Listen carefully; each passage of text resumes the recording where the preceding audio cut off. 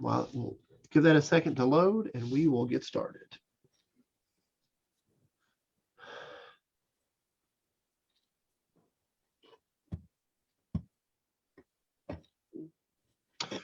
All right, everybody. So welcome to tonight's Daughters of the Stars Women's History Month program.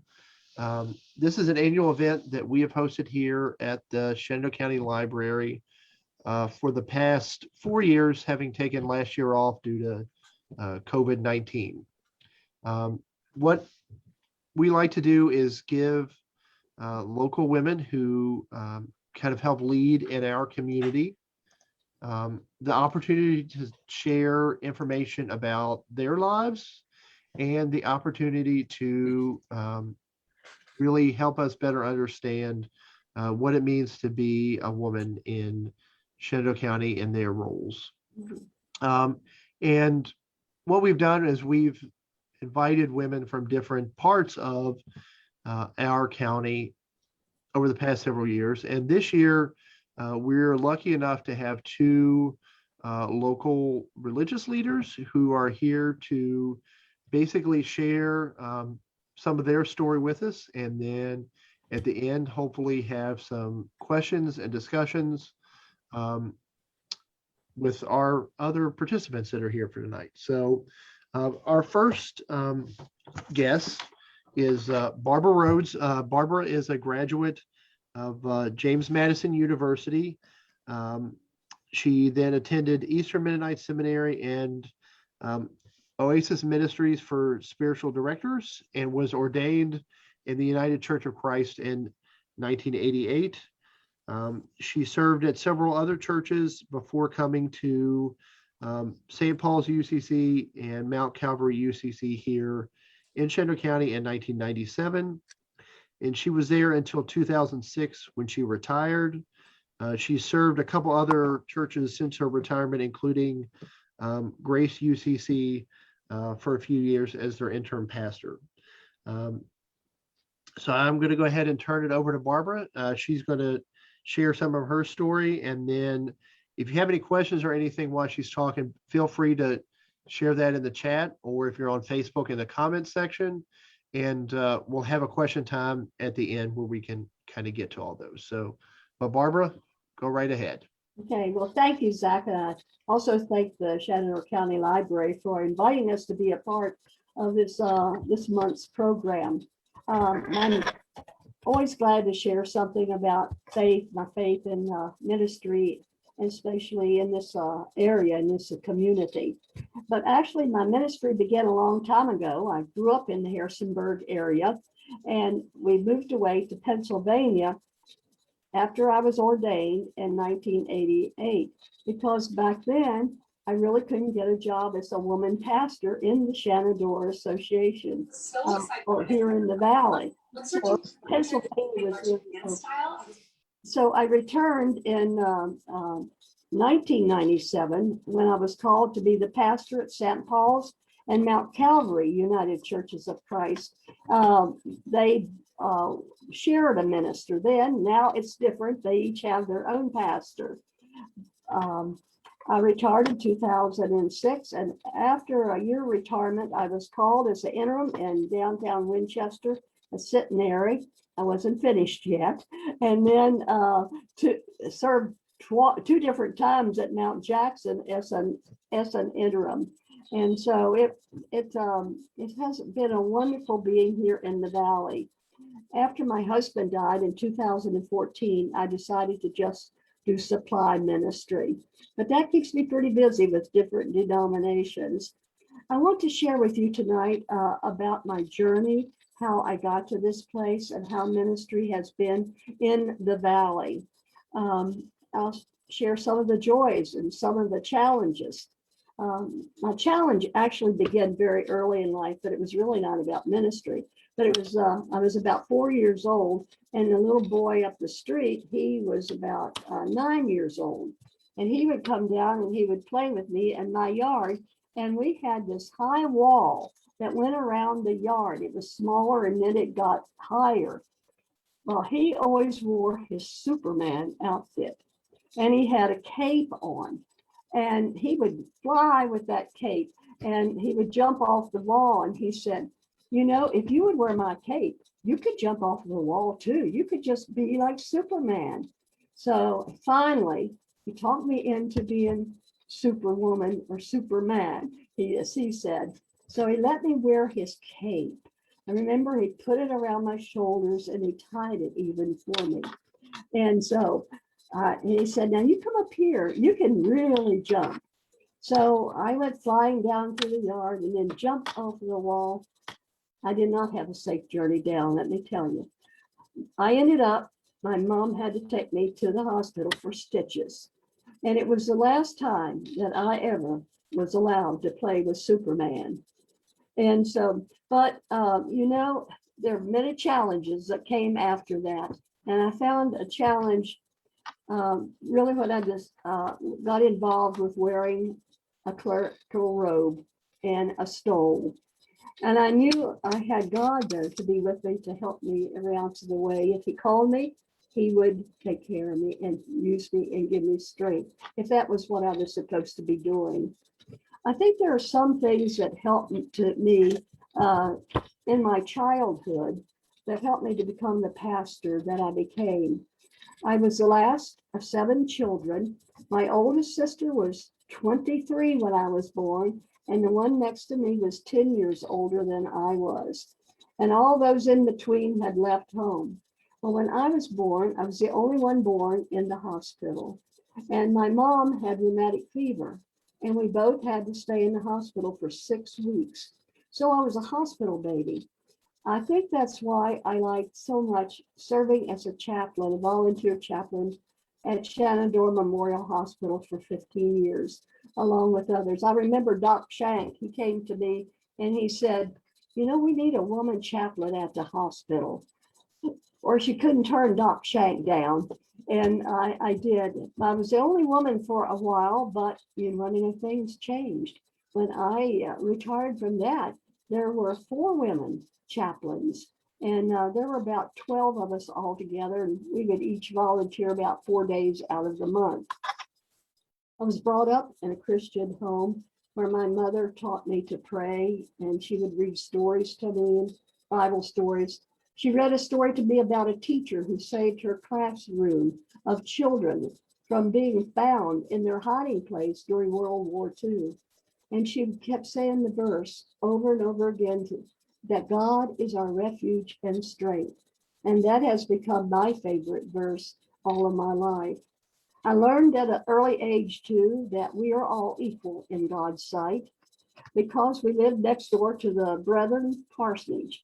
And I got to play with their little girl instead of playing with Superman. And so that they had a lot of missionaries that came from different places that would stay with them from different countries. And so that was really fascinating. And then when my mother was ill again, when I was about 6 years old, and went back to the hospital, I had to stay with my brother and his family. And I remember being out on the hillside and there was a breeze, but I was so lonely and so anxious because my mom was so sick. And so as I remembered to pray, as my mom prayed, and I felt this something come around me, you know, like the mother hen with her pinions that spread around you. And I felt that ever since. And then I loved to play church. I learned to play the piano, so I would play church a lot. I was active in the church.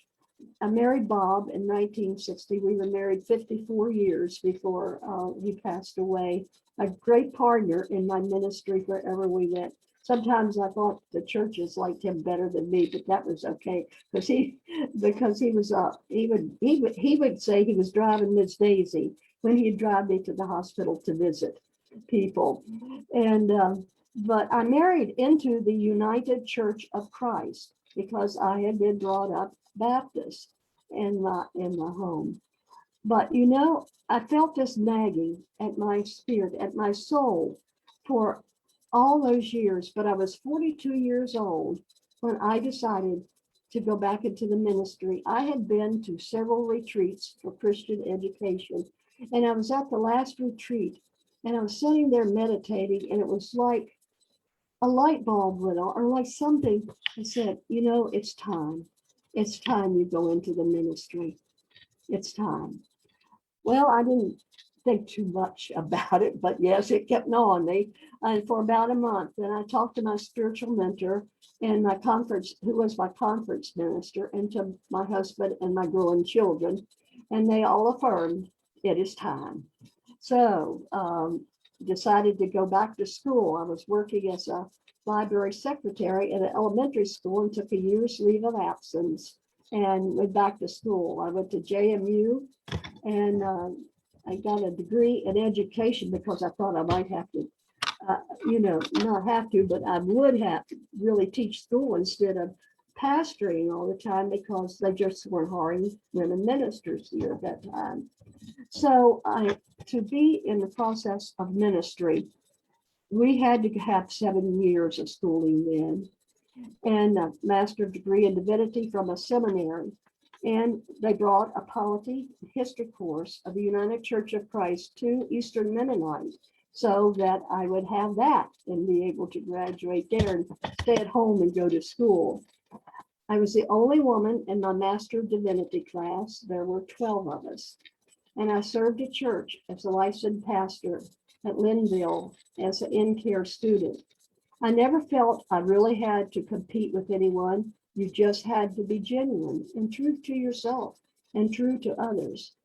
The rest of the process for our denomination after the schooling was you had to write a big paper in the church and ministry of our association, which ran from Highview, West Virginia to Middlebrook, Virginia. There are 39 churches, and after they approved your paper, they had an ecclesiastical council. There were 2 delegates from each one of the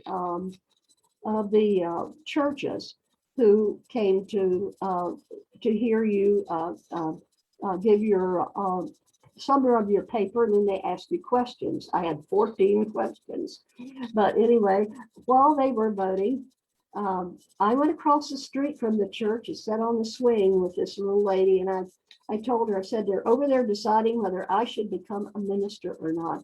I said, if it's to be, it's to be, you know. I was just at peace. I'd done everything I was supposed to do. Now it was up to others to do it.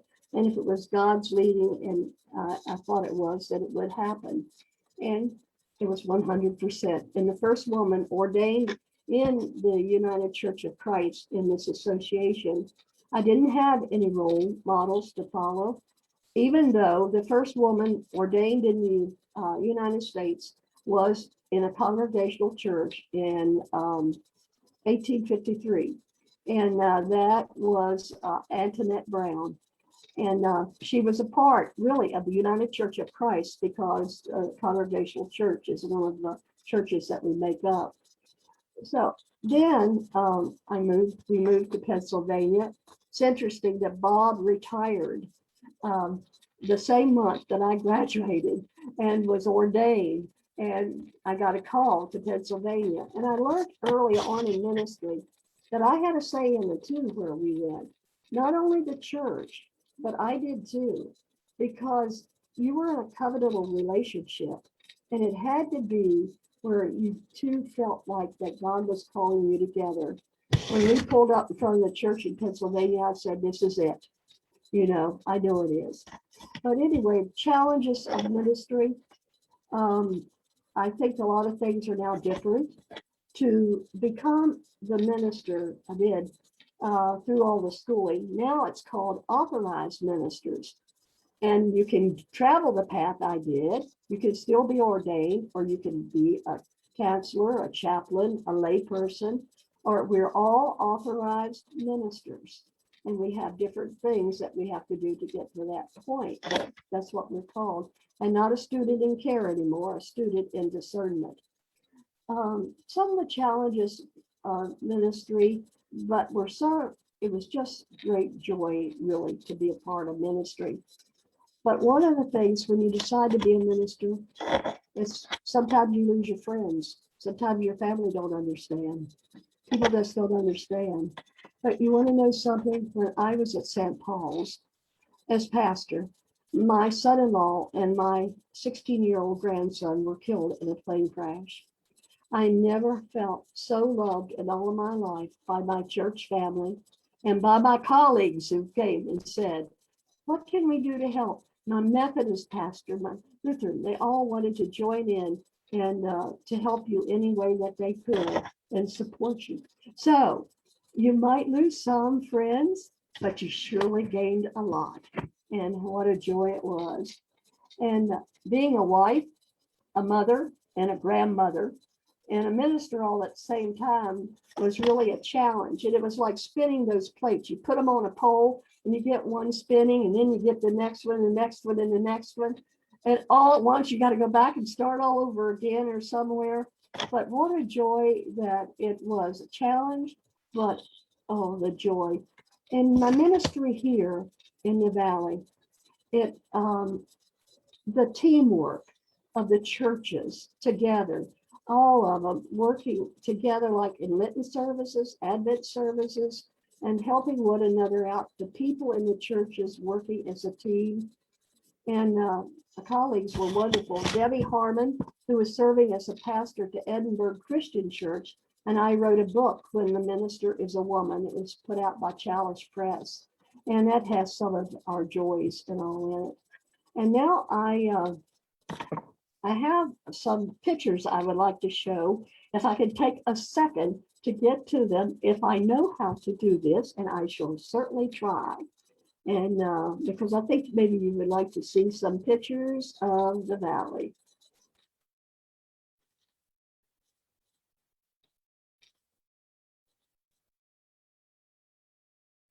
Okay. Let's see here. Well, I'm not sure how to get to it. Oh, there I am.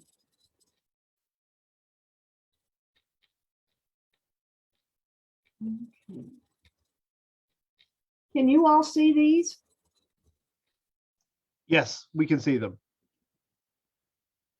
Oh, good. This is when I graduated from JMU. Some of them I'll go pretty fast. This was my ecclesiastical council, and my conference minister told me to turn that a podium sideways so there would not be nothing between me and the other people.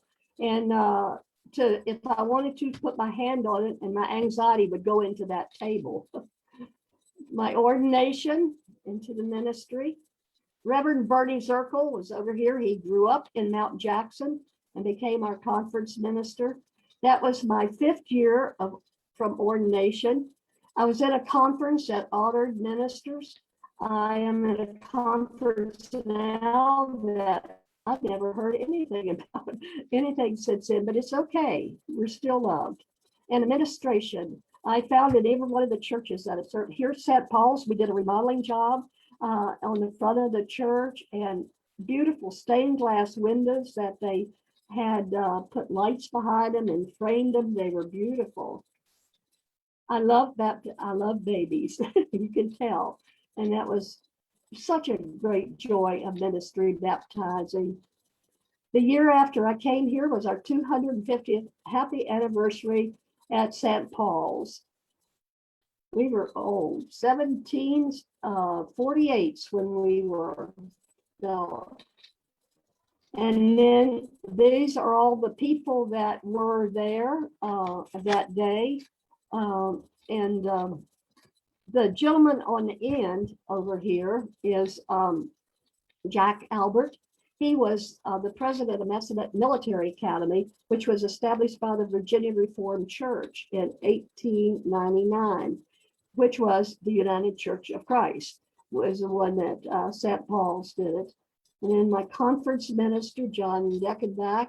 And then this was Miller. His family, old Doc Miller. This is Gerald Miller. That was his son. And then this is Dan Caston. He was a retired minister from St. Paul's. And then Ruth Bishop, her husband, served St. Paul's for a good while. Oh, and you will know this group. There's our Holy Terrors, talking about ecumenical. This is one of our later pictures, and you can see that there was Debbie Harmon, Bob Harmon, Barney Troutman, Phoebe Hershey, Warren Brubaker, and of course, Katie and John Taylor. And I'll show you another picture of us. I was the only one with the group for a while. That was a group that was here early, or rather here later on, or earlier, I mean. So, and maybe you recognize some of those people who are in that picture too. Being a pastor, you get to do a lot of things. I was able to go to Israel, and I was able to preach in the garden, one of the places that they say where Jesus rose from the dead. It was so meaningful. And I was with a group of 40. There were 3 ministers in the group, and we joined up together in the beautiful gardens, and I'll show you that. They were so beautiful. Of course, there is another place that a church is built over that they believe too may have been the place where Jesus was laid after he was crucified in the tomb. But I like to believe it's this beautiful garden. This is looking down from the Mount of Beatitudes on the Dead Sea. As we stood there, I could almost imagine Jesus walking through the fields with those wheat fields with his disciples, and sitting down. We could almost feel like his presence. We did do a lot of retreats, and this here retreat, I think you probably know where this is. It's Shrine Mont. Spiritual retreats. Spirituality has always been one of my major parts of my ministry. I tried to take care of your own soul and trying to make disciples out of disciples, equipping the saints for the church. We just strive together. Camp Strawman, and many of you might know of Camp Strawman. It was girls' camp, but the week after the girls' camp closed, we were able, our church each year had that next week, and families would take vacations, and we would spend time at Camp Strawman. And that is a labyrinth that you can't hardly see it, but hey, the trees were wonderful for doing many things, and it was good for making a labyrinth. The creativity of the people in the churches is just amazing in this valley. Not only all the time, but especially through this pandemic too, of the creativity of the services that you see on Facebook and YouTube and so on. And this here is one of the churches at Grace. They have Butterfly Sunday, the Sunday after Easter every year. To glorify God, they decorated their beautiful church. Puppetry is a major part of Vacation Bible School and Sunday School. And then the creating of building, one of the church members built that for the Christmas program. And that's St. Paul's. And this here was like the tomb with the stone rolled away that one of the members of the church made, and we had a play at the sunrise service. Another beautiful picture of Easter time to glorify God. It's such fun being a minister.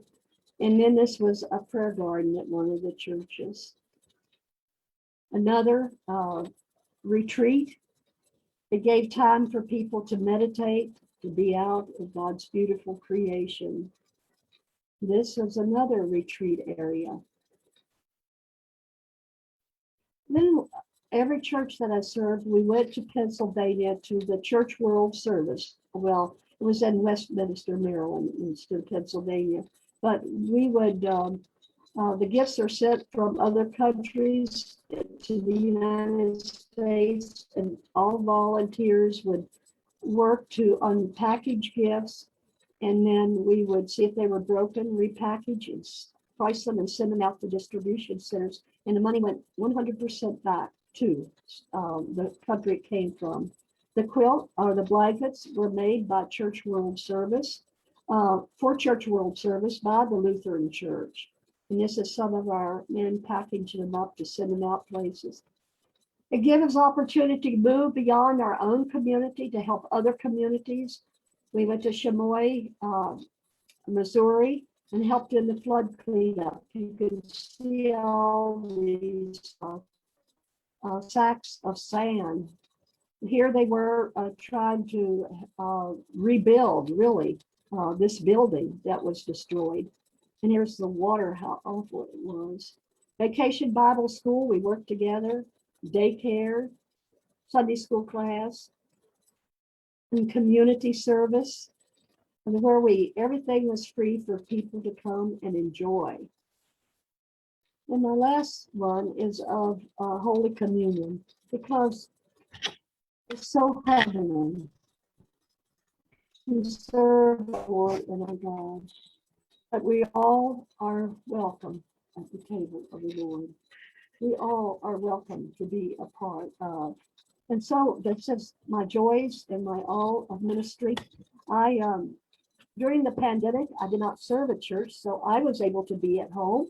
And but I did a lot of writing again. I completed another book of devotions. I wrote Bible studies and sent to 16 people weekly. And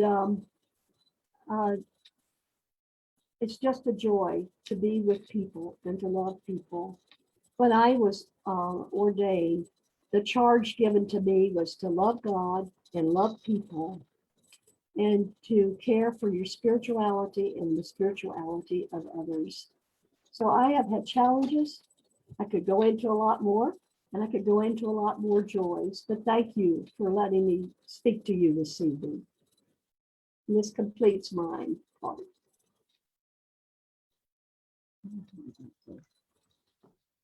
Thank you, Pastor Rhodes. That was excellent.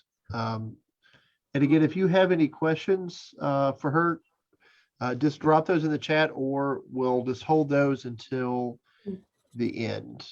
I'm not sure how to get out of it. Yeah, so if you just up at the top in the very middle, you should be able to stop. There we go. All right. So again, thank you. That was great. Our next participant in tonight's program is Pastor Katie Gosswein. Katie is a native of Chicago. She graduated from Val. You're going to have to help me with this. I just had a brain fart for a moment. Valparaiso University, with a major in theology and a commission from the Lutheran Deaconess Association. She served as a consecrated deaconess in the Lutheran Church Missouri Synod for 20 years before returning to the Lutheran Theological Seminary in Philadelphia, where she graduated in 2006 and was ordained into the ELCA, the Evangelical Lutheran Church in America. And that same year, she came to Shenandoah County, where she was called and continues to serve at the Edinburgh Lutheran Parish, which is St. Jacob's Church, Lutheran Church near Conningsville, and Zion Lutheran Church at headquarters. So without further ado, I will turn it over to you, Pastor Katie. Thank you. Okay, well, thank you. And thanks to the library for offering this great opportunity to speak. I think it's a little overwhelming in some ways to be asked to talk about women in history and your part in that whole spectrum of history. Mainly because I think most of us, we get into our day-to-day responsibilities and our day-to-day ruts, and we forget the greater length of time in which we're touching people's lives and really helping to not only change the world, but as a pastor, it gives me the opportunity to touch their lives through God's work.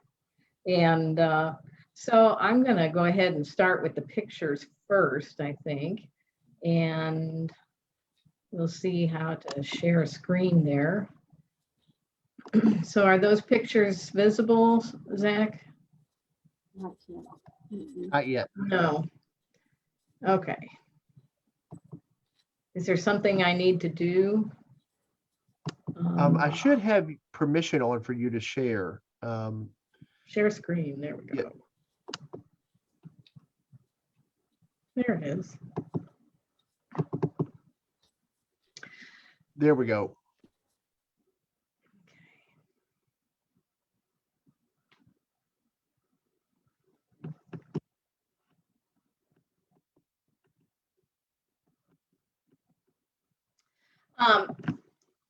So this is a picture of my dad, and I was born in Chicago, and I was definitely daddy's girl. I was the youngest of three, and I have two older brothers, and they were definitely wanting a girl. So my brothers are always happy to tell everybody that I was spoiled and the princess of the family. And I felt blessed to be, as I look back over time, blessed to be born into the family I was.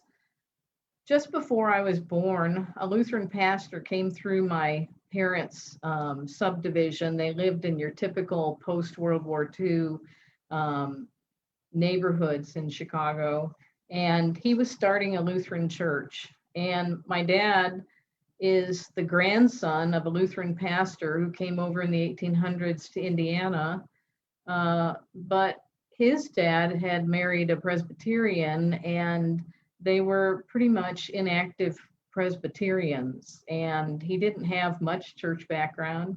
And so my mom was the child of two, an Irish and a Scottish father and an Irish mother, and she was raised Brethren and was Plymouth Brethren, and was pretty much burned out on religion. And so, just before I was born, this Lutheran pastor came through the neighborhood knocking on doors that they were going to establish a Lutheran church. He had a charismatic personality, and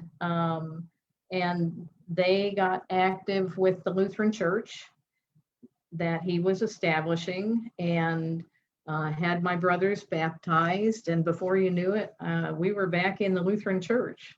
It had skipped a generation from my great-grandfather to my father, but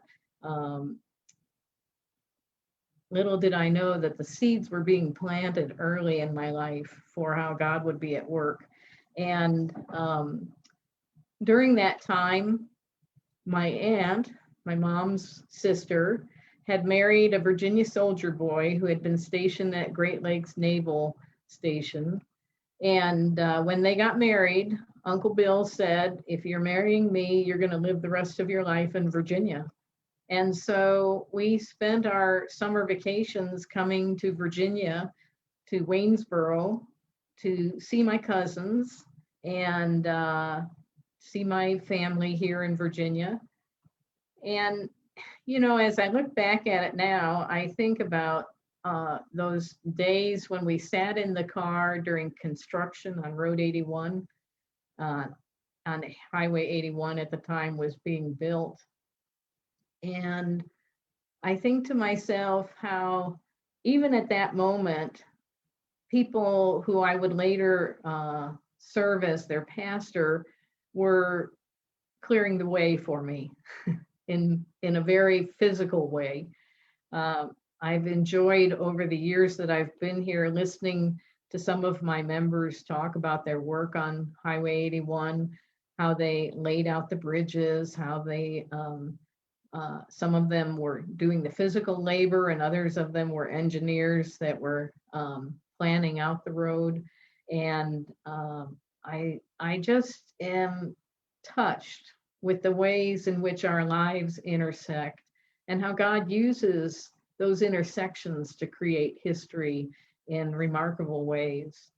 So even in my childhood, Shenandoah County was touching me. We had a flat tire one time here and ended up in Mount Jackson getting the tire fixed, and spending lots of great times in the state of Virginia visiting.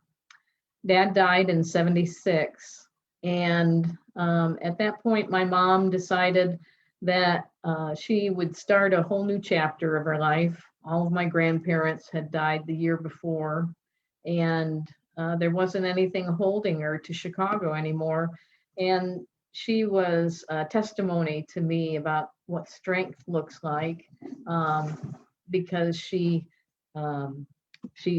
closed off that chapter of her life, everything she had known, and moved to Waynesboro, where my aunt was, and that was why Virginia sort of became the focal point of my journey.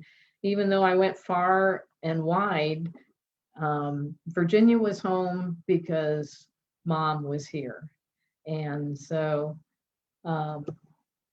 I wandered through college, changing my majors and not having a real clear idea of how God was going to use me. And eventually found myself at Valparaiso after trying student teaching, trying social work, found myself attracted to the Deaconess program, which is a 5-year program. It was at the time a 5-year program at Valparaiso University. And I graduated 81 and was called to a church out in California, for whom I did youth ministry and enjoyed doing all kinds of wild and amazing things.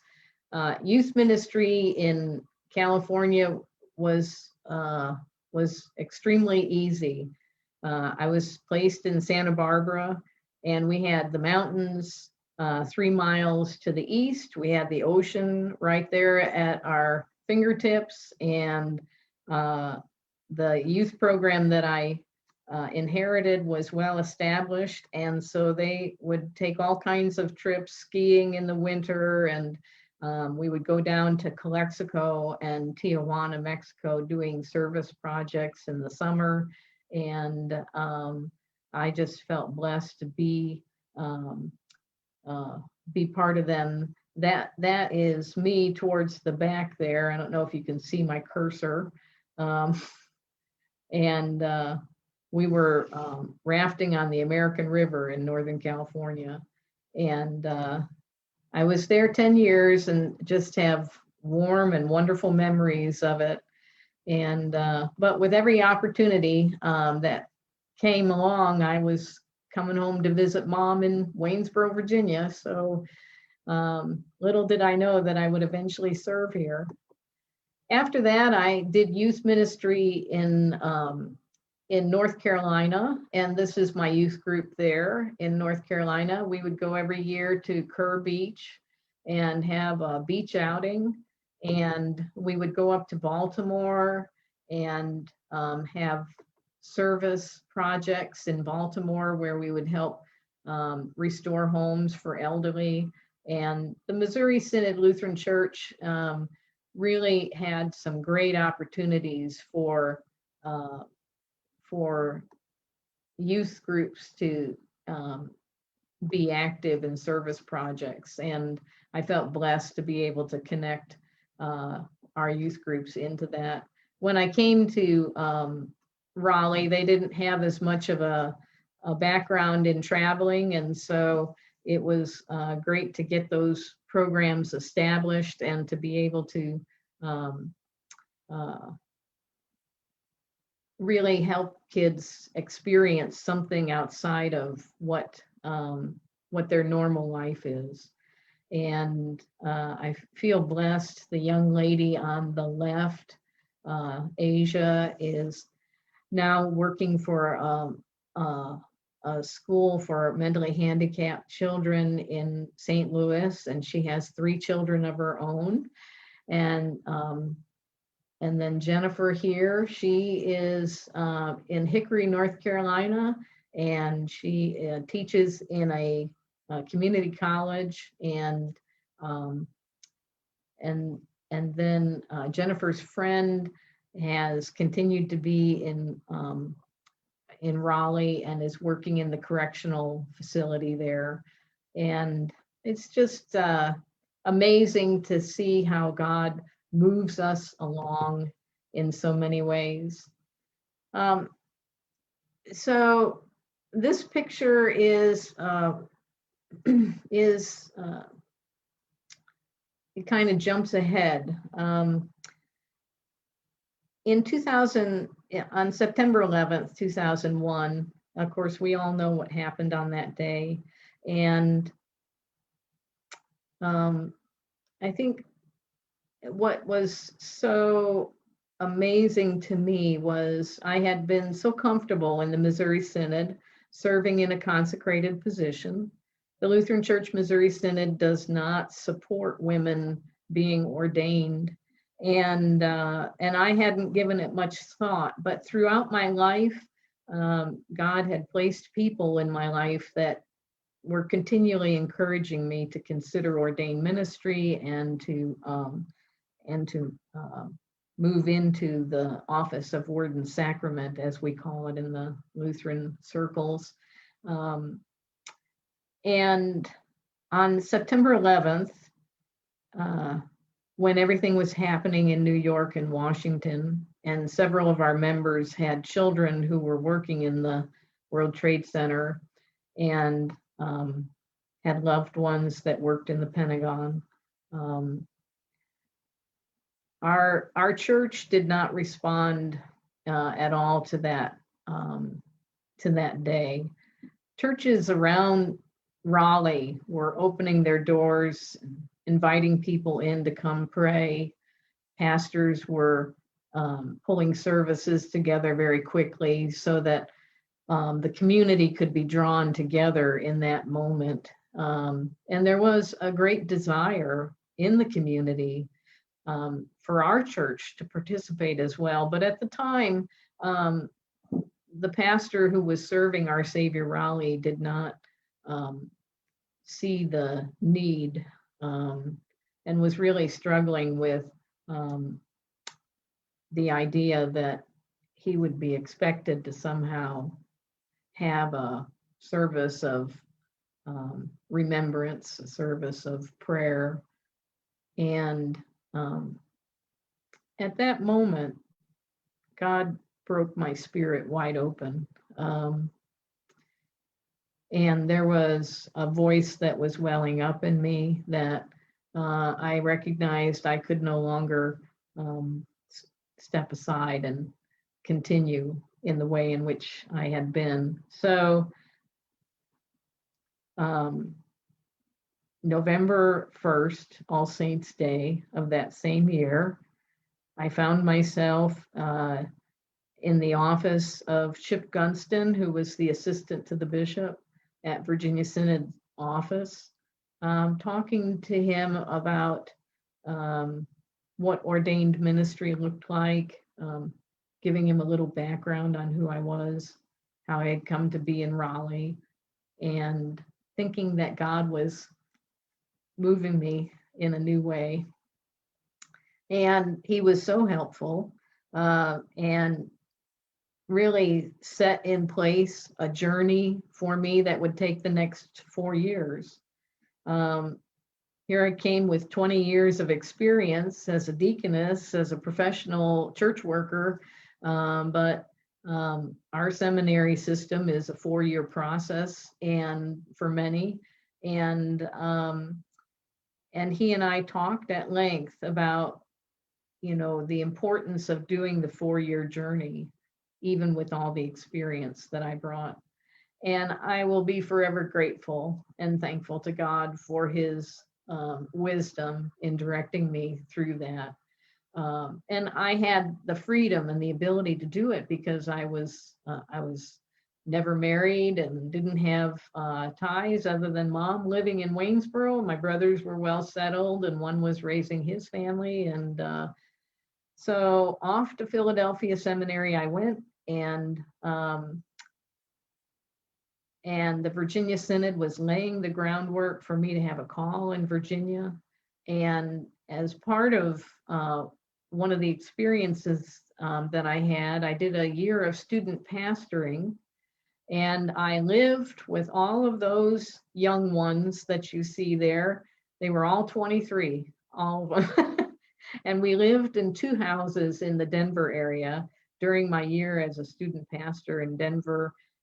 They are called the Urban Servant Corps, and every year young adults can volunteer a year of their time. They get a lot of AmeriCorps volunteers, and you live in communal living. So I was serving a church, and they were all assigned to different social ministries within the Denver area.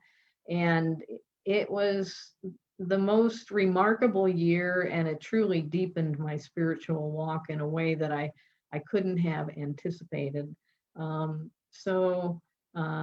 I'll again be forever grateful that God gave me the opportunity to not only go to seminary, but also to have a year where I could live with these young folks and have such hope for the year, for the world to come, and to know that they were world changers. They were going to rock their world and bring all kinds of history with them. And so that's the Urban Servant Corps in Denver. And here I am at graduation with my brother Stuart on the left, and brother John, who is a Lutheran pastor out in Nebraska. Stuart lives in Washington, D.C., and I was ordained in 2006. There I am with my mom and Pastor Humphrey, who then became the Bishop of Virginia Synod, and he was my sponsoring pastor throughout seminary years. And there we are as a family at my ordination in 2006. And I was called, this is Pat Monroe or John Monroe and Steve Campbell, who were the representatives from the church.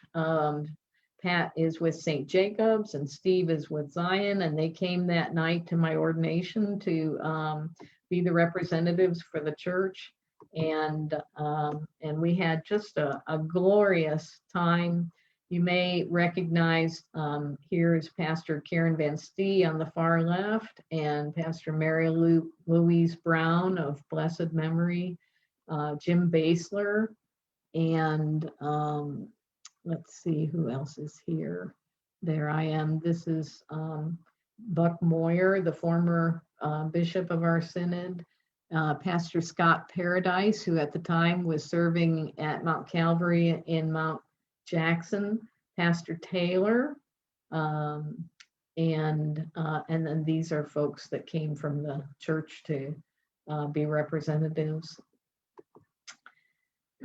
I came to St. Jacob's and Zion Lutheran, and my predecessor was none other than Pastor John Taylor. And this is from my installation Sunday. And I just have felt blessed. As Barbara was saying, I have felt blessed by the camaraderie of the pastors throughout all the years that I have been here. There's Tom Arner and Phoebe Hershey and Barney Troutman and Bill Balance, Pastor Taylor, Mary Louise Brown, Jim Basler, great group of folks. And I think this is Jim Hardenbrick from Wakeman's Grove. And this was for Pastor Taylor's 50th anniversary in the ministry, and which happened shortly after I came. So one of the things that I was amazed. Oh, I'm missing a picture. Hold on. Okay. When I came out of the seminary, I was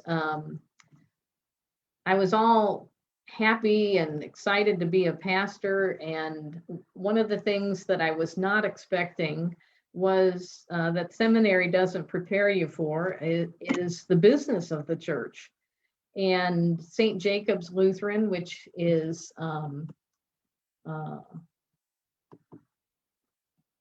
there's St. Jacob's, and the picture on the right is the forest behind their church. So my first year here, St. Jacob's was going through a huge timber project on the mountain behind the church. And so I was I was amazed at what kinds of things I was having to do as a pastor to try and be a good minister. Not only was I being called to, do all the things you expect of a pastor on Sunday morning and the like, but I was also called to handle and help with making decisions about timber projects on mountains and building projects. So this is a picture of Zion Lutheran, and there I am standing in what would eventually be the basement for their social hall. And right before I accepted the call to the Edinburgh Lutheran Parish, Zion had decided that they were going to add a big, beautiful social hall. And so I had a timbering project at one church, and we had a building project going on at another church. And I just was feeling a little overwhelmed that somehow seminary didn't prepare me for all of those kinds of issues. But yet seminary, God did bless us with great leadership and folks who had the know-how and the skills to try and make it all work together. And so Zion got a beautiful social hall out of all of that. That's Zion today. And you can see the social hall sits behind the old facade. And St. Jacob's was able to sell the timber that they needed to sell and to clear out the forest for new growth. And things worked really well. God works all things to good. So my years, I can't hardly believe I've been here 15 years, but my years have been truly blessed in many and various ways. Zion is the host congregation for a program that we have after school program called Spring Forward. And this is a photograph of some of the kids who before COVID hit would get off the school bus and come into our social hall and have 2 hours of time for a healthy snack and tutoring support and enhancement program. And we had strong lay leadership through Jane and Bob Perry to get that program up and running. And it celebrated 10 years 2 years ago. During the time of COVID, it has been taking a break, but we're looking forward to the day in which it can once again be resumed. And until that time, we have continued to reach out to those families. We have a few of the families who are really struggling with financial needs and school issues with their internet and what have you. And my hat's off to Jane Perry, who has continued to find ways to help those families and reached out to me at times in ways that we might help. And I pray that those bonds that we've made with those families will continue to help shape and work in their lives in years to come. We also have a Summer Sage summer program here, and those are the kids that came in 2019. This is a picture of Jane Perry and Janet Monroe and all the children who attended our day long. They would come at 9 in the morning and be there until 2 in the afternoon, and we would have a time of Bible learning as well as science projects and go outside for exercise. And it was just a great program, and we also hope that we'll be able to restart that after COVID is over. My other church is known for chicken barbecues. And so this is one of the many chicken barbecues that we've done. And I guess I'm showing these pictures just to give you a sense that ministry goes way beyond just a Sunday morning, and that you touch lives in ways that go beyond your knowing. I've been blessed to also be part of Shenandoah Alliance for Shelter throughout the years. This is a photograph from one of our empty bowl soup suppers. This young woman won a VIP ticket to the next year's empty bowl soup supper. And we are an organization that helps homeless gain independence, and it's just been an honor to be part of that organization all the years that I've been here. And it has in many ways allowed me to live out the social work person that I thought I was going to be in my 20s. So the ministry really does offer a huge and a wide variety of ways to serve. And this is a baptism that took place at Camp Caroline Furnace in their creek there in a natural spring. It was the baptism of Pastors Katie and Patrick Freund's daughter Magdalena, and they wanted to have her baptized there at a camp that has meant so much to them. And I can truly say that I got down in the river and enjoyed having a baptism with that family on that day. And ministry doesn't always take the shape of what you expect. One of the other things I enjoyed doing was Jackie and Kenna Ryan decided they wanted to get married at the alma mater that they love so dearly. And so they had their wedding at Virginia Tech, and I got to meet Hokey Bird on that day. And he came to the reception, and it was just great fun. But above all, ministry touches lives. This is a picture of Whitney and Brittany Bowman on the day of their confirmation. And when I think about history and I think about the ways in which our lives become intertwined and how it goes so far beyond anything that we know. I've often thought, we're a part of history, and history is a part of us. And as we think about all those who came before us and the ways in which God has found a way to bring the faith into our lives and to move it forward, I know I stand on the shoulders of many who have come before me, all men that served my churches before me. They had a student pastor who was a woman, but I was the first female pastor that they called. And I think I'm sorry that all those who came before me didn't have the opportunity to have photographs, how we would have loved to have seen what life was like. St. Jacob's was founded in 1838, and Zion was founded in 1781. From the day that St. Jacob's doors opened, they were partnered with Zion. And so we celebrated 175 years, not only of St. Jacob's anniversary, but also of the Edinburgh Partnership. And at one time, Burketon was part of our parish, and Fort Valley, St. David's over in Fort Valley was part of our parish, and other churches, Bethel, Hamburg, they've all come in and out of the parish, but St. Jacob's and Zion have remained.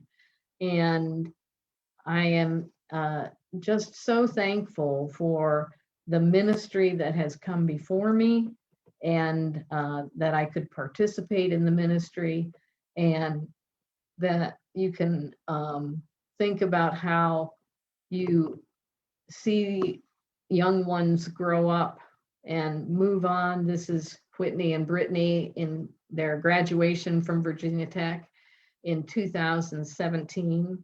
They have gone on and both gotten masters, one from Kansas State and one from Oklahoma University. This is their favorite dairy teacher down at Virginia Tech.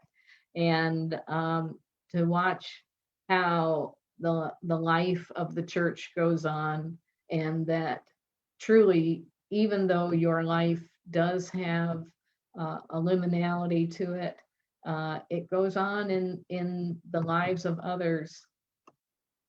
And I would be remiss if I didn't speak about our dear 105-year-old Noah Dellinger, who passed just last month. Our Noah was a farmer from his earliest days. He had a century farm that is continued on now with the generation to follow him. And he held the history of St. Jacob's Lutheran Church in his heart and in his mind. And we were blessed to have so many years in which to talk about how the church was formed, how his family helped to bring the faith in a very real way by giving land to the church so that it might be established where it is in Connickville. And so right across the street is the Dellinger farm. And that church will be forever connected with the Dellinger farm because of its history of those families being entwined together. And at Zion, they have the Zion farm comes from the Lord Fairfax grant. And so Zion has a farm connected with them as well. The land and the history of Shenandoah County is rich in both of these churches that I'm honored to serve. And in this past year, as we've moved into a year that goes without our nothing we could have imagined going into the year, the sanctuaries became less important, and the landscape in which our churches sit became more important. God's sanctuary of sky. This is a photograph of our Good Friday service last year. If you remember, it was bitter cold, and we had decided we would have an outside service at the cemetery at Zion. And we had a half dozen cars come out, and in the midst of the wind, we proclaimed that the Lord Jesus Christ died for our sins. And it is a Good Friday service that I can truly say I will never forget, as it moved me deeply. And then this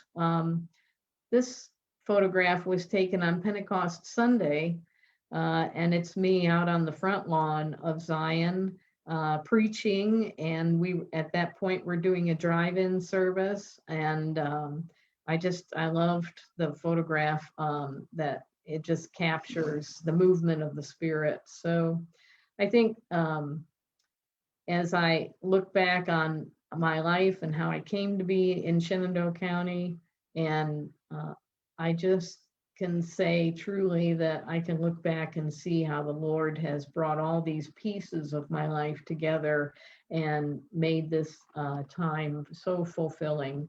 I feel honored and blessed to continue to serve the congregations which have called me. I feel blessed to serve on the board for Shenandoah Alliance for Shelter. I feel blessed by all the programs that we offer for children, and I pray that they'll be able to be reestablished soon. And so I think we never know what kind of a role we play in history, but the truth is each one of us is a part of history, and the history is in us as well. So thanks, Zach, so much for inviting me to share, and I will hand it back over to you. Wonderful. Thank you very much for your wonderful reflection and participation in tonight's program. So I definitely want to open up to if anyone has any questions or anything thing they just want to talk about. I think one of the big parts of our other Women's History Month program has been our dialogue. So any questions or comments or anything, we certainly invite you to share. Thanks for the correction there, Ron. We have to protect our territory. That's right. Hmm.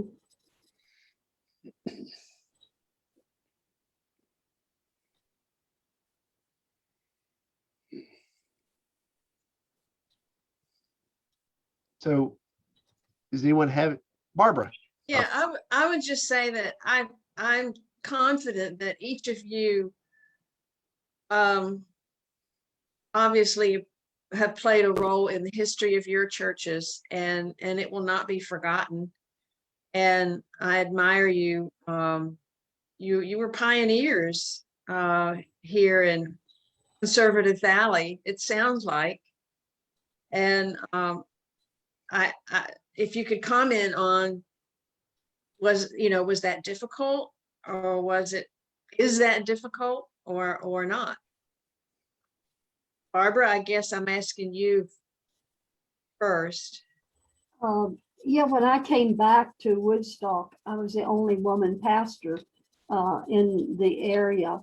And it was really accepted, except it's funny, I know one of the churches, well, I knew that some didn't come because I was a woman. And, it was the first time they had heard. I know. And then you'd get in conversations because people go back to the Bible, where Paul said women should be quiet in the church and everything. But, I never really argued with people. But I would say, that, in Joel and also in Peter's sermon, he said, God said, I've poured out my spirit upon my sons and my daughters. And when I was in seminary, I did a study of women's communicators from the beginning of the Bible to the end. There was opportunity for me to be able to help them. It was a little difficult. At St. Paul's, it's funny, I was there just a little while, and some people came from Pennsylvania that were in my church there. And it was before church, and they sat down behind one of the ladies, and she turned around. She says, I see you all are visitors. She didn't know where they were from. And she said, we have a new minister. It's a woman, but I think she's going to work out. And of course they told me that, but it was a pleasure, and really pleasure serving here. And everybody was encouraging mostly.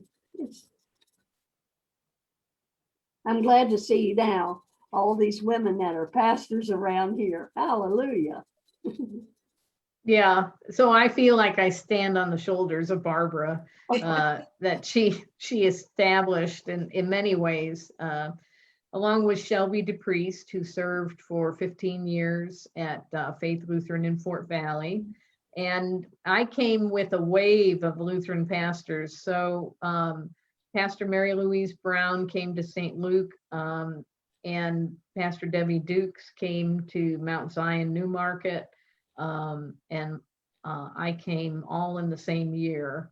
And so there were pastors, female pastors in the UCC and Methodist churches, much more than there were in the Lutherans until 2006. Pastor DePriest was by herself for many years, and I listened to the stories of how hard it was for her to be the only female Lutheran pastor at the meetings. And I will say that on the day that I was installed, my family and I went to what was the Ponderosa in Woodstock, and I was wearing my clerical and feeling all shiny and new, and we went there for dinner, and I was up at the salad bar when a man came and he pointed at my collar, and he said, I never thought I'd see one of those on one of you. And he just walked off. And I remember standing there with my salad plate with my mouth hanging open, just I couldn't believe what had just taken place. And that was really the rudest experience I had. Otherwise I felt warmly welcomed. And my churches did struggle with voting to bring a female pastor in, but I think, it wasn't long after I got here that we had a good relationship and we're moving forward. So I felt, yeah. I don't know about you, Katie, but I know I've been called many things like are you what they call a priestess? Someone asked me. Yeah. And then when I was serving communion I went to a nursing home and it was serving communion to someone who was a member of the church, but there was another little lady. She said, "Will you serve me communion?" I said, "Sure." And she jumped up on her bed. She says, "Oh, Mother Mary of God," Mother of God. And then walking down the street one day, some gentleman comes up and says, "I have never met a woman pastor before, so I want to meet you." And it's kind of like,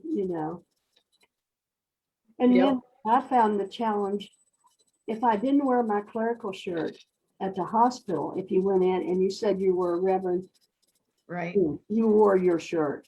right. Right. Yes. I wore my shirt a lot more when I first came here. So, Are there any denominations that, I have are a there any question. denominations that still resist women pastors? Local, the larger denominations? are there any denominations that still do not ordain? Is that what Yeah, your they're still question? resisting the idea of women pastors. Is it pretty universal now? Oh, no, it's not universal at all. No. So Oh, no. Lutheran Church, Missouri Synod that I came from, the closest church is up in Winchester, and then there's one in Waynesboro. They do not ordain. And Baptists, various sects of Baptists Mhm. don't ordain brethren. I don't know, Barbara, can you speak more to that? No, I think that's right. Yeah, what you Yeah. said. There could be others. I don't want to say because I'm not sure. I better not. Well, there is an elephant in the room, the Roman Catholic Church. Oh, And the oh, Roman yeah. Catholics, yeah, Oh, yeah, Yeah. sure. yeah. That's true. How about the Methodists or The Methodists ordain women, yeah. and the Presbyterians do, I'm sure, and Mhm. civilians? I do. Okay. At first, or some years ago, pastors could be associate pastors. Oh, there were a lot of those in the Winchester area when I was there. But was so happy that when some of the senior pastors retired that were men, the women stepped up to the plate, like the Baptist church in Winchester. I was just in also the Lutheran church and the Methodist church. Women all stepped up. Hmm. Mhm. I have a question. I wonder I'm sure, I mean, you mentioned that there were challenges and some resistance and so on when you all first came. Do you think that's changing, or has it changed? Or is it still, are there still pockets of that around? Oh, I think that the challenges still very much exist. Yeah. And as churches become vacant, I think they struggle. It just seems like there's a desire to get male pastors first, and female pastors become kind of a secondary, get a secondary look. So Yeah, some of them probably wouldn't even look at a profile from a woman for their church. I think another thing that I know if this is still a problem, but I'm pretty sure that it is about the pay range, because they expect women to get less pay than the men do. They're ministers. And that has always been a very big issue. yeah, in the Lutheran Church, we have a standard pay that is set by our synod, and they do try to get the churches to live up to it. It comes with a mixed blessing for smaller churches. Mhm. You know, they have a hard time maintaining the salaries that the synod suggests and recommends.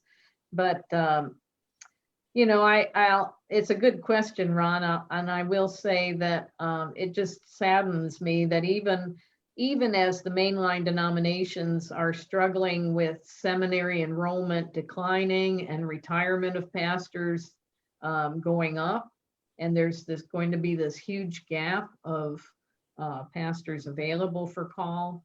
I have a handful of my colleagues across the country that who are women that can't seem to get interviews for calls, and are just really struggling with being able to get churches to interview them. So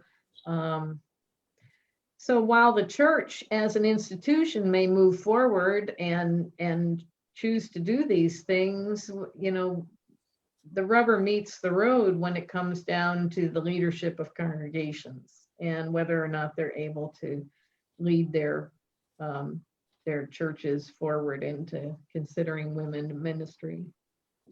I think it might be easier after I have a pastor. I know the churches I've served have all hard women after I was.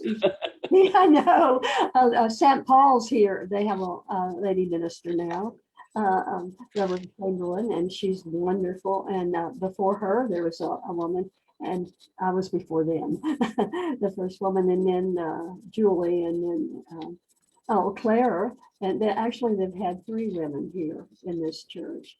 And Barbara, I hope to have the same legacy. Well, and out of the church at St. Paul's came a female pastor who pastors here, Stephanie Heichman-Litton. Mhm. Has 2 churches here, and she was I was her pastor. I was a pastor of Derek Rittenauer, who's at Mount Calvary pastoring now, and also Steve Wood, who's at Basie. They were in my congregation when I was there. It's like you said, Katie, it's wonderful to see. We're just a part of the Of picture. the threads, yeah. It was, and what all is to come. Just pass Yep. it along. I'd say it's that issue. It's a reflection of the other parts of the world, you know, the other business world too. Yes.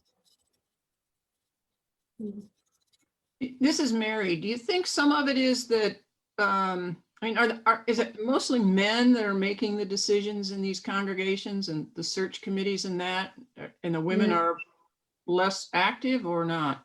Not in my situation. It's women that don't necessarily want to see a woman in the pulpit. So yeah, That's interesting. Wow. yeah. Yeah. You know, and it's women who have talked to me quite distressed about what they call the feminization of the church. And Mhm. it as if somehow the church was supposed to be a stronghold for patriarchal understanding, but they also struggle, you know, with the things that I'll lift up out of scripture in terms of how women were ministering even in the earliest times of the Christian church, that women had a role in ministry. But you know, they just struggle with the whole concept. Barbara, do you have any thoughts?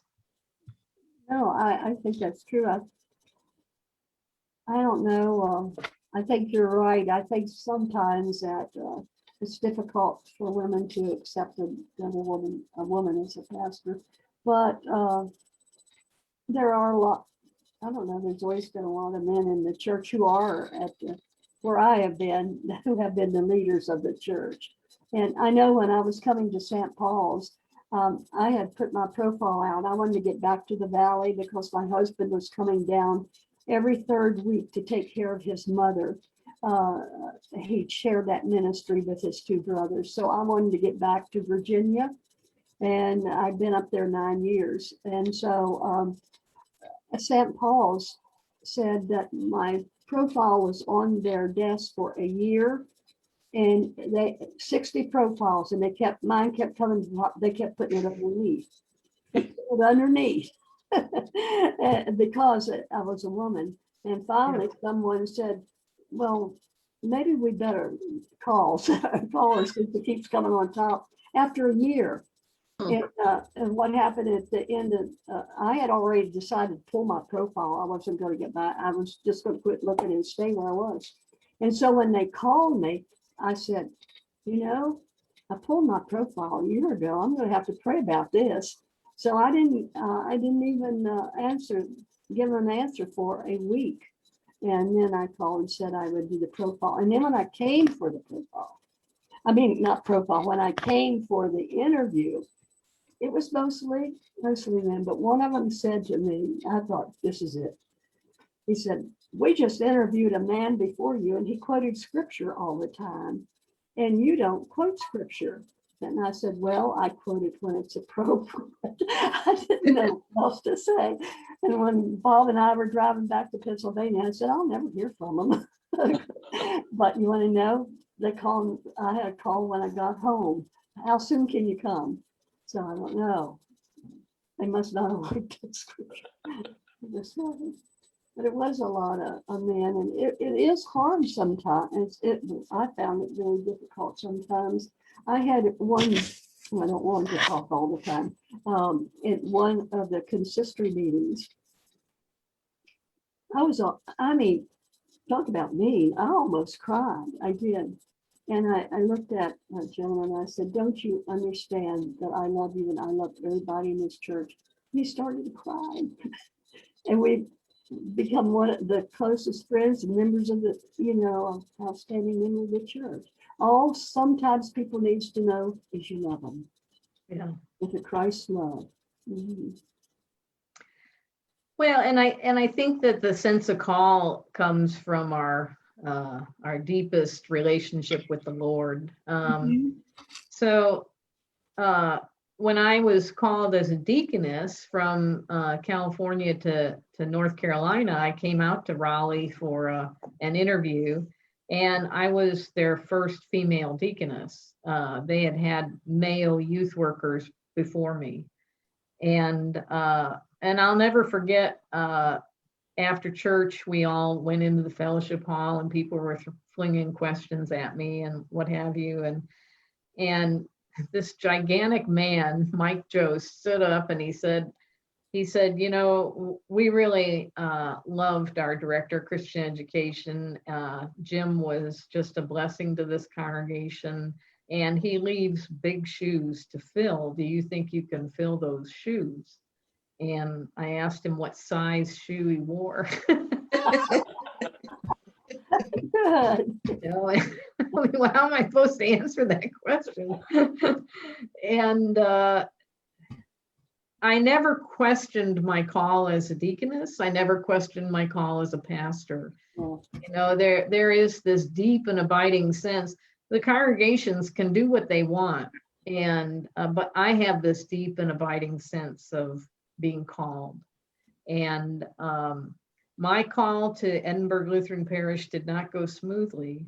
They had their voters meetings after I had come up here twice and interviewed and done a sample sermon, as they say, and gone through all the hoops and stuff. And I thought, we had a great rapport. I thought it was going to be smooth sailing, and the vote came back at one of the churches. I was approved by one vote. I thought, the other church was unanimous, and I thought both votes would come back strong. And I was really taken back by the weak vote at the other church, and took 5 weeks to come to a peace with that. Came back for 7 more conversations. We had a woman who was the head of the call committee, and she was actively trying to suggest that maybe I shouldn't accept the call, even though I did receive it. Mhm. And, you know, those 5 weeks were so important to my ministry, to ground me in who I understood myself to be, and to search scripture and search the Lord's heart as to whether to accept the call. And I, you know, I have to admit, I made them anxious, I'm sure, by taking so long, but God doesn't work overnight in turning our hearts and bringing us the calm and the peace that we need. And I did accept the call, and I still sit in disbelief that I've been here 15 years. I got to stay 2 more years to meet Pastor Taylor's record. So but, it's been a great run, and I've just felt, like I said, blessed for the time here. Yeah. I know when I was coming to St. Paul's and Mount Calvary that you want a very large percent of the vote. If it's going to work, you need 50%. So I knew that there were some that probably would not accept a woman because there really weren't any women ministers around. So I set mine at a percentage, and I said, if I get that percentage or under, I know. Lord, show me. I went 1 point over, so I had to say.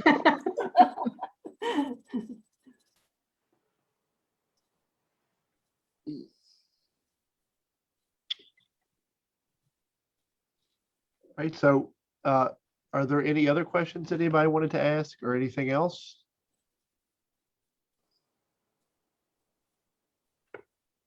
I want to thank both of you all again for participating in tonight's program. I think it was great for me, and I'm sure everyone else enjoyed it. I enjoyed the reflections, and I enjoyed the questions and things, and I think it was a great program for everyone. So thank you. Thanks for arranging it all, Zach. Thank you very much. Of course, this is one of my most favorite programs, so I love doing this every year. All right, and thank you again, and thanks to everybody for coming. And we will hopefully see everyone again soon. So have a great evening. Good night. Good night, Here, thank you, everybody. Thanks, bye. everyone.